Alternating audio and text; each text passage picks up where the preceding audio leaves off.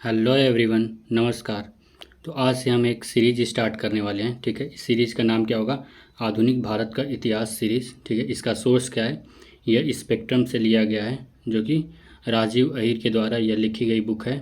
तो इसके जितने भी इम्पोर्टेंट्स लेक्चर्स होंगे, ठीक है, वह आगे आने वाले पार्ट्स में डिस्कस किए जाएंगे। तो यह इस सीरीज़ का पहला लेक्चर होगा। ठीक है, इस पूरे सीरीज़ में हम आधुनिक भारत के इतिहास को पूरा कवर करने का कोशिश करेंगे। यह सीरीज़ का पहला लेक्चर है। तो आइए शुरू करते हैं आज का वीडियो।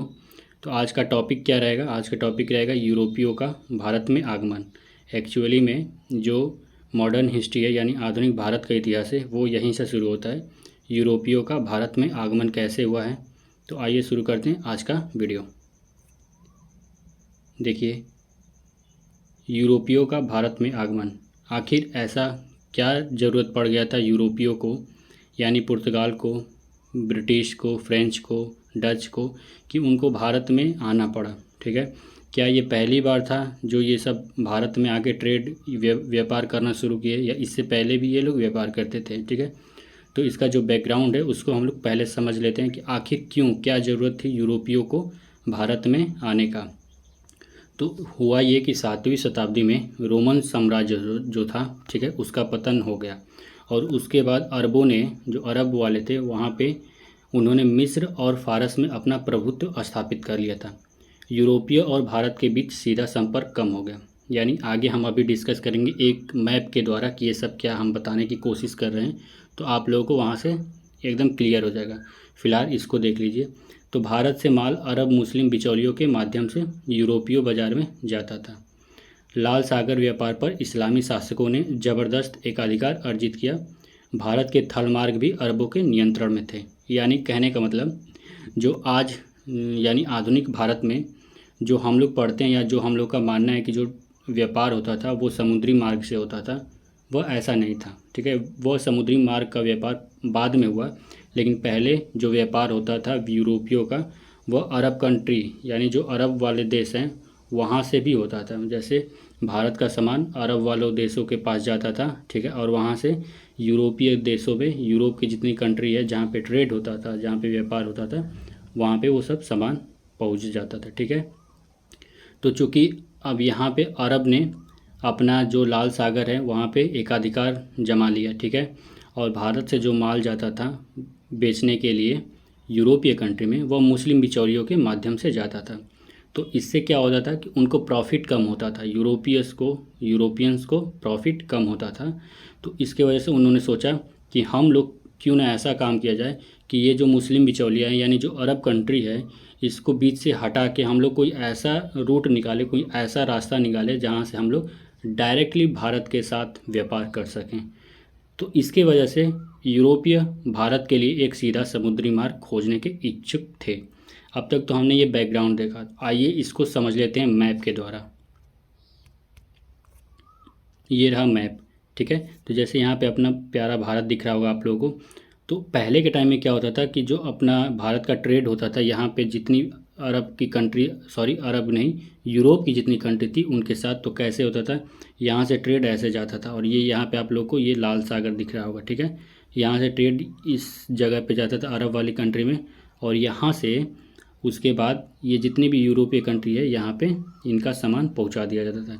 और इनके बीच कौन मीडिएटर था, यानी मुस्लिम बिचौलिए के द्वारा। तो कुछ शेयर ये भी ले लेते थे, तो इसके वजह से इनको प्रॉफिट क्या होता था, कम होता था। तो इसके वजह से यूरोपियन ने क्या सोचा कि क्यों ना हम एक डायरेक्ट रूट फाइंड करें, यानी डायरेक्ट एक रास्ता प्राप्त करें भारत जाने के लिए। तो वास्को ड गामा जो कहाँ का था, पुर्तगाल का था, वह यहाँ से ये वाला रास्ता पकड़ के, ठीक है, यहाँ पे आया, और यहाँ से केप ऑफ गुड होप यहाँ पे होगा अफ्रीका में, और वहाँ से सीधे वो चला गया यहाँ पे कलिकट में, ठीक है, और वहाँ से व्यापार करने लगा।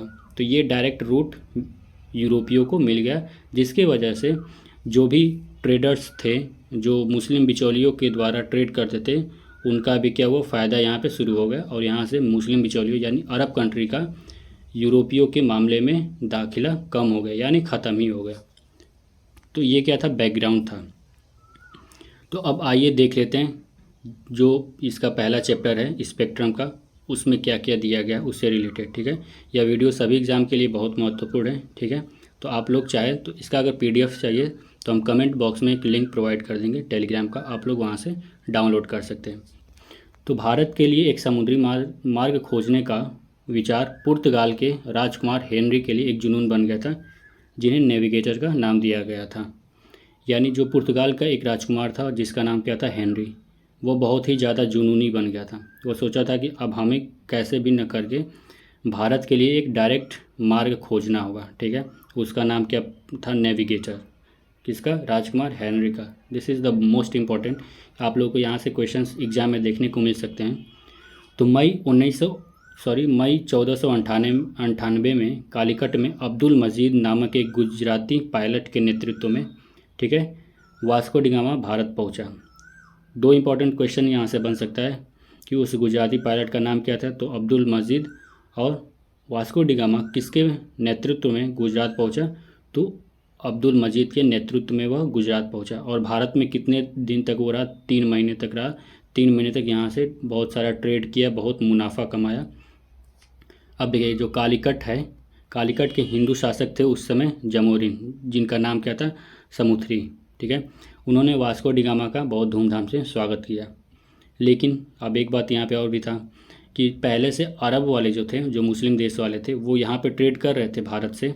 तो अरब व्यापारी जो थे, जिनका मालाबार तट पर अच्छा कारोबार चल रहा था, वो आशंकित थे। उनके अंदर एक डर था और पुर्तगालियों को वहाँ कब्जा करने के लिए उत्सुक नहीं थे। वो नहीं चाहते थे कि यहाँ पे पुर्तगाली आके ट्रेड करें, ठीक है।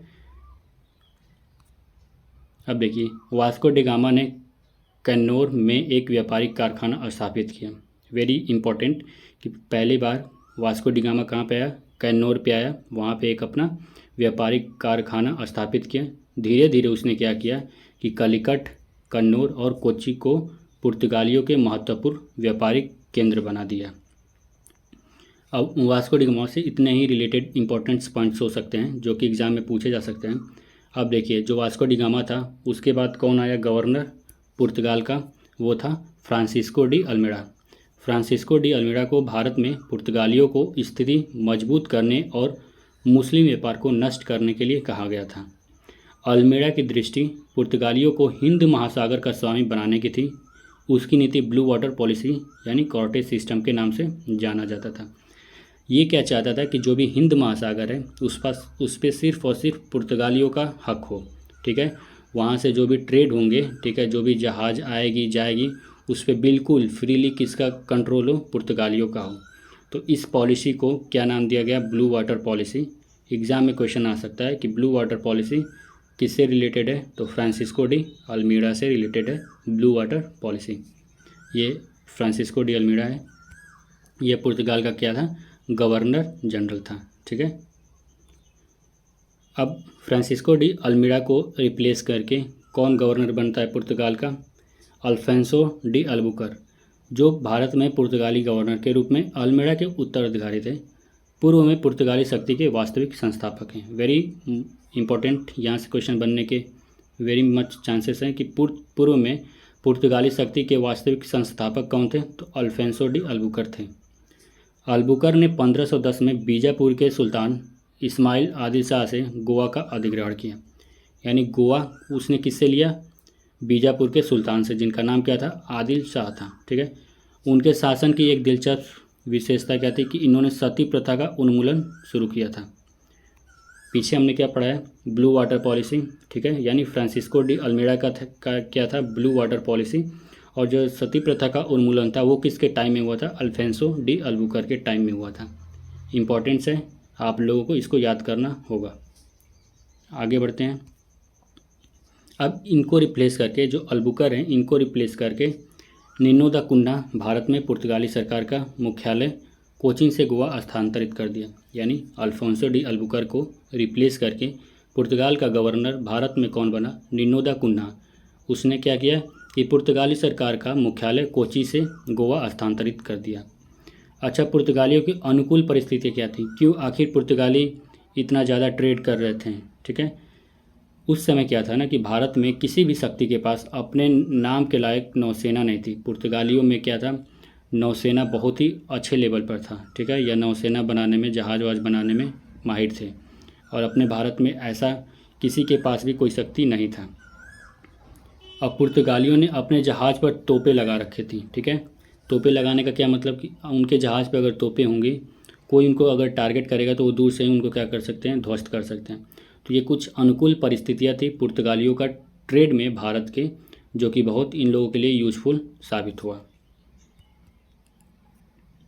अब देखिए यहाँ पे होता है पुर्तगालियों की मुगलों से हार क्यों हो जाती है, क्योंकि पुर्तगाली क्या करते थे कि वह क्रिश्चियन मिशनरी को यहाँ पे भेजने लगे।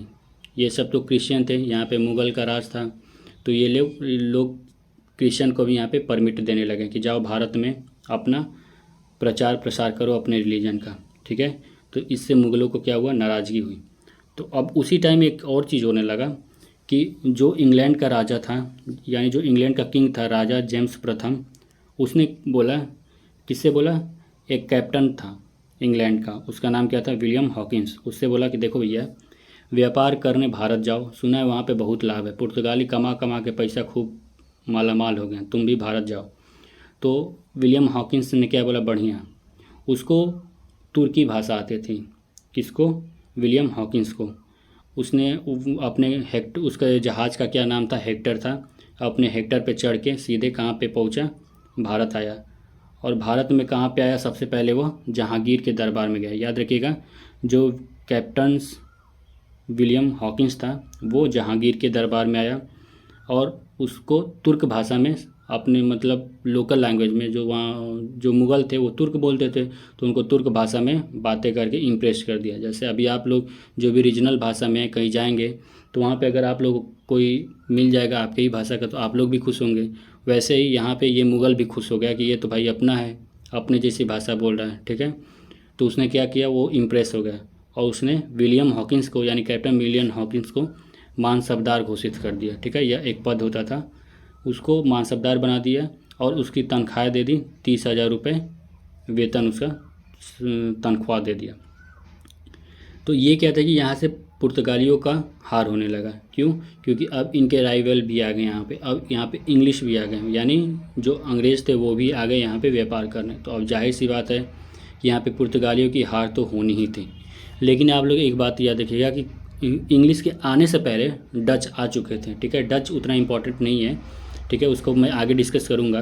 तो डच आ चुके थे इंग्लिश के आने से पहले। अगर एग्ज़ाम में क्रोनोलॉजी पूछ रहे कि सबसे पहले कौन आया था, तो सबसे पहले पुर्तगाली आए थे, ठीक है, उसके बाद डच आए थे, उसके बाद इंग्लिश आए थे, ठीक है, उसके बाद फ्रेंच आए थे। अब देखिए, अंग्रेज़ों को व्यापारिक सुविधाएं देने से पुर्तगालियों को बहुत गुस्सा आया।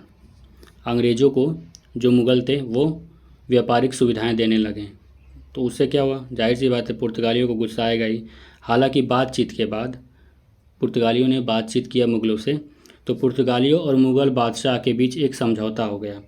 पुर्तगालियों ने अंग्रेज़ी जहाज़ों को सूरत के बंदरगाह में प्रवेश करने से रोक दिया। उसमें ये बात हुई कि देखो भैया, तुम भी ट्रेड करो, मैं भी ट्रेड करूँगा, लेकिन जो तुम्हारा जहाज़ है, जो अंग्रेज़ों का जहाज़ है, वह सूरत के अंदर नहीं आएगा, सूरत के बंदरगाह के अंदर नहीं आएगा, ठीक है। तो ये बात मुग़ल बादशाहों ने भी मान ली, ठीक है, और अंग्रेज़ों ने मान ली। ये तो धीरे धीरे शुरुआत था, अभी आगे तो बहुत कुछ बाकी है। अब पुर्तगालियों का पतन देखिए, अभी तक इन लोगों ने बंदरगाह में प्रवेश करने से रोक दिया, अब इनका पतन भी शुरू होने लगा है। पुर्तगालियों की धार्मिक नीति, जो अभी हम बताएं आप लोगों को, कि वो क्या थे, क्रिश्चियन को यहाँ पे लाने की कोशिश कर रहे थे और ला भी रहे थे, ठीक है, अपना रिलीजन प्रचार प्रसार करने में, जो कि मुग़लों को अच्छा नहीं लगा। उनके बेईमान व्यापार व्यवहारों की भी कड़ी प्रतिक्रिया हुई, ठीक है। और समुद्री मार्ग के ज्ञान का पहले का एकाधिकार ख़त्म हो गया, यानी जो समुद्री मार्ग, जो वास्को डिगामा था, जो समुद्र का मार्ग खो ढूंढा था, ठीक है, वो अब ऐसा नहीं था कि सिर्फ वास्को डिगामा तक की या पुर्तगाल तक ही सीमित था। और भी जितनी कंट्री है, जैसे इंग्लिश हो गए, यानी अंग्रेज़ हो गए, ठीक है, फ्रेंच हो गए, डच हो गए, उन सबको भी पता चल गया कि भाई अगर पुर्तगाल जा सकता है भारत में, तो हम क्यों नहीं जा सकते हैं। तो समुद्री मार्ग के ज्ञान का पहले का एकाधिकार खत्म हो गया। डच और अंग्रेज समुद्री मार्ग के भारत में आगमन, यानी डच और अंग्रेज़ों ने भी समुद्री मार्ग खोज लिया भारत में आने के लिए, ठीक है। इतना आप लोगों को आशा करते हैं कि समझ में आ रहा होगा हम क्या पढ़ाने की कोशिश कर रहे हैं और क्या चल रहा है ये सब। अब 1605 में मसूलीपट्टनम या जो कि आंध्र प्रदेश में है, डच ने अपना पहला कारखाना स्थापित किया।